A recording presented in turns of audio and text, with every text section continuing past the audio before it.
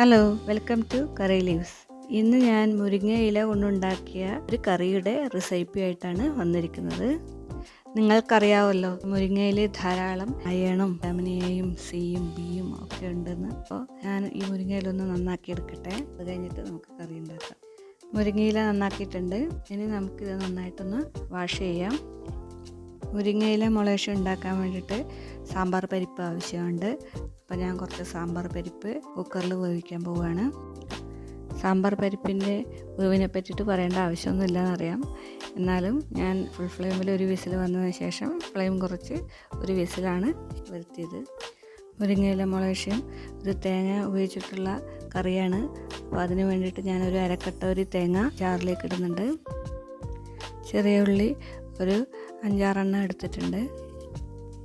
ഇനി നമുക്ക് ഇതിലേക്ക് ഒരു 1/2 ടീസ്പൂൺ ജീരകം കൂടി ഇടാം.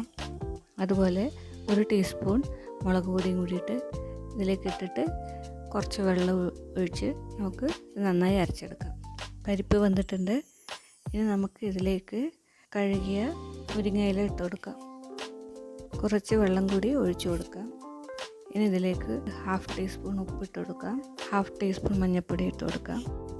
നന്നായിട്ടൊന്ന് ഇളക്കാം. കുക്കർ അടച്ചു വെച്ച് വിസിൽ വരുത്തേണ്ട ആവശ്യമില്ല.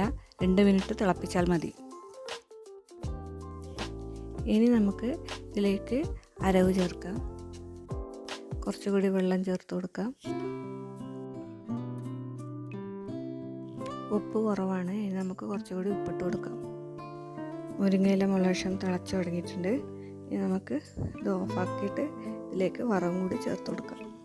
ഒരു 1.5 ടീസ്പൂൺ വെളിച്ചെണ്ണയിലേക്ക് ഒരു 1/2 ടീസ്പൂൺ കടുകിട്ട് കൊടുക്കാം. ഇനി ഇതിലേക്ക് കുറച്ച് കറിവേപ്പിലയും ഒരു ചുവന്ന മുളകും ഇട്ടിട്ട് നമുക്ക് വറവ് തയ്യാറാക്കാം. ഇനി നമ്മൾ ഈ വറവ് മുളകത്തിലേക്ക് ഒഴിക്കുന്നു. അങ്ങനെ അടിപൊളി മുരിങ്ങയില മുളക് റെഡിയായി. അപ്പോൾ മുരിങ്ങയിലയുടെ ഗുണങ്ങളെപ്പറ്റി ഞാൻ നേരത്തെ പറഞ്ഞല്ലോ. പറ്റിയാൽ നിങ്ങൾ ആഴ്ചയിൽ ഒരു ദിവസമെങ്കിലും മുരിങ്ങയില വെച്ചിട്ട് ഇങ്ങനെയുള്ള കറികൾ ഉണ്ടാക്കി നോക്കുക. അപ്പോൾ അഭിപ്രായങ്ങൾ അറിയിക്കല്ലോ. Thank you.